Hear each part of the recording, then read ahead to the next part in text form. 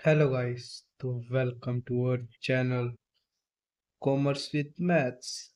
तो गाइस आज हम करने वाले हैं chapter 2 inverse trigonometric function of class 12th element book. तो आज हम इस चैप्टर की शुरुआत कुछ बेसिक फॉर्मूला से करेंगे। तो हम इस चैप्टर की शुरुआत दो टेबल से करते हैं। तो पहली टेबल है हमारी इनवर्स ट्रिग्नोमेट्रिक फंक्शन और दूसरी है ट्रिग्नोमेट्रिक फंक्शन की टेबल। तो सबसे पहले करते हैं इनवर्स ट्रिग्नोमेट्रिक फंक्शन की टेबल। इसके अंदर 6 फंक्शन आते हैं हमारे। तो सबसे पहला फंक्शन है साइन इनवर्स एक्स। तो इसकी हमें डोमेन देखनी है और रेंज देखनी है। तो इसके अंदर साइन इनवर्स एक्स का जो डोमेन आएगा वो -1 से लेके 1 तक आएगा और इसकी रेंज आएगी -π/2 से π/2 तक। ठीक है। और अगर हम कोस इनवर्स एक्स की बात करते हैं तो इसका डोमेन आएगा -1 से 1 तक का और रेंज आएगी 0 से लेके पाई तक। यहाँ पे ये जो पाई है हमारा, ये पाई इंडिकेट करता है 180 को। और अगर इसको डिवाइड कर देते हैं 2 से तो ये बन जाता है 90। यानी कि ये हमारे ये रेंज आ रही है, ये -90 से लेके 90 तक है। लेकिन हमें इसे लिखना -π/2 से π/2 तक ही पड़ेगा। ठीक है। हम याद करने के लिए कर सकते हैं कि ये -90 से 90 तक होगा। ठीक है। अब हम अगले बात करते हैं tan इनवर्स x की। तो tan इनवर्स x का जो डोमेन होएगा होएगा। R stands for real numbers. Real numbers वो होते हैं जो रैशनल और इरेशनल दोनों नंबरों को कंटेन करता है। तो हमारा tan इनवर्स x का डोमेन बनेगा R और हमारी रेंज बनेगी -π/2 से π/2 तक। यहाँ पे ये ओपन ब्रैकेट है, ये क्लोज ब्रैकेट है। क्लोज ब्रैकेट का मतलब यानी कि इक्वल भी होता है और वो नंबर उससे ज़्यादा और वो यानी कि -9 π/2 भी आएगा और उससे आगे वाले जितने भी नंबर है वो भी आएंगे। अगर हमारा क्लोज ओपन ब्रैकेट आ जाता है तो इसका मतलब यानी कि -π/2 नहीं आएगा, उससे ऊपर वाले जितने भी नंबर है वो आएंगे। ठीक है। और अगर हम कोट इनवर्स एक्स की बात करें तो उसका डोमेन होएगा आर और रेंज होएगी 0 से लेके पाई के बीच में। ठीक है।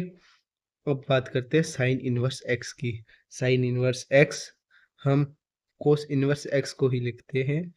तो अगर इसकी डोमेन की बात करें तो आर रियल नंबर -1 से लेके 1 तक।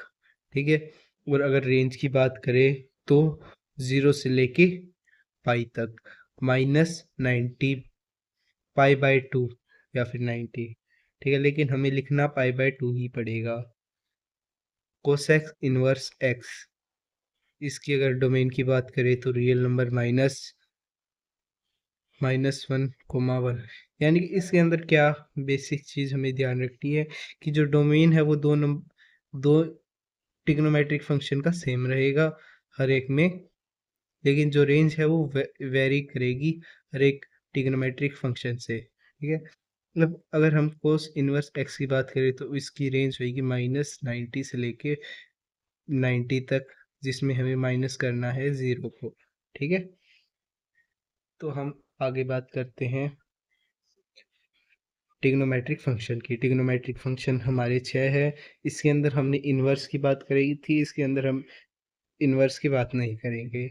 अगर हम साइन थीटा की बात करें, ये हमने क्लास 10th में भी पढ़ा हुआ है लेकिन 12th में भी इसका कहीं कुछ इस्तेमाल है। अगर हम साइन थीटा की बात करें तो साइन थीटा होता है 0 डिग्री पे 0 होता है और 30 डिग्री पे π/2 होता है। लेकिन हमें इन चीज़ों का भी ध्यान रखना पड़ेगा। 0 को 0 लिखेंगे, जो 30 डिग्री है उसको π/6 लिखेंगे, 45 डिग्री को π/4 लिखेंगे और 60 को π/3 लिखेंगे और जो 90 डिग्री है उसको π/2 लिखेंगे।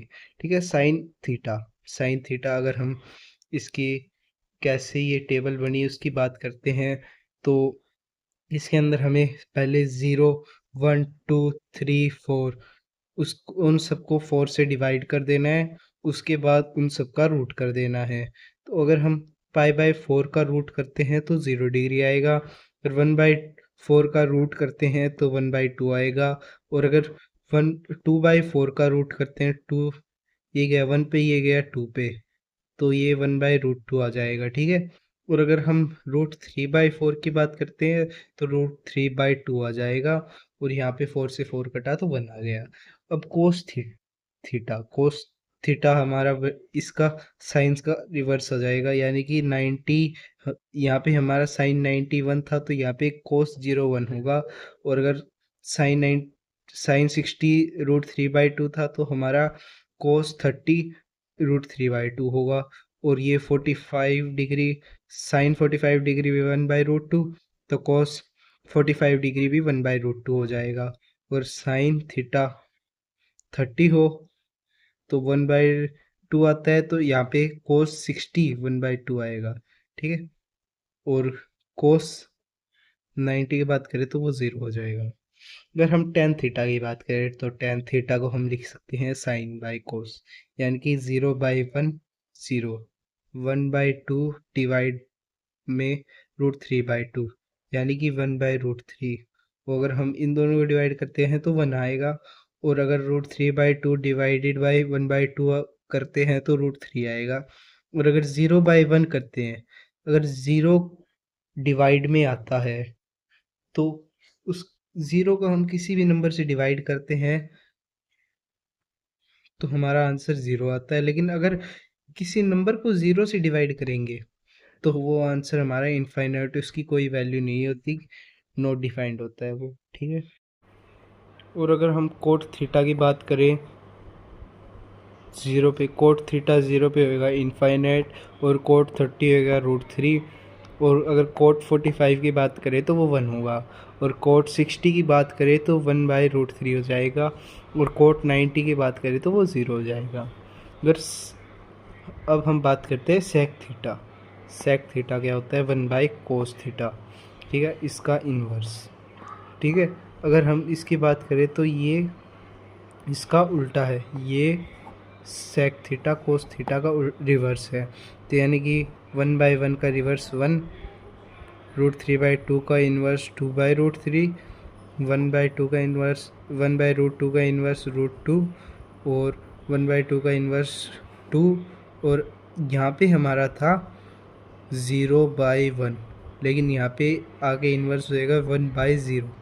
तो 1/0 भी हमने देखा कि ना नॉट डिफाइंड होता है, जिस इनफाइनाइट वैल्यू होती है, जिसकी कोई वैल्यू नहीं होती, वो यहाँ पे आएगा।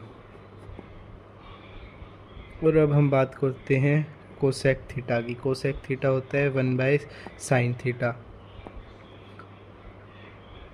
कोसेक थीटा 0 पे इनफाइनाइट होगा, कोसेक 30 होएगा 2, कोसेक 45 होएगा √2, और कोसेक 60 होएगा 2/√3, और ये कोसेक 90 होएगा 1।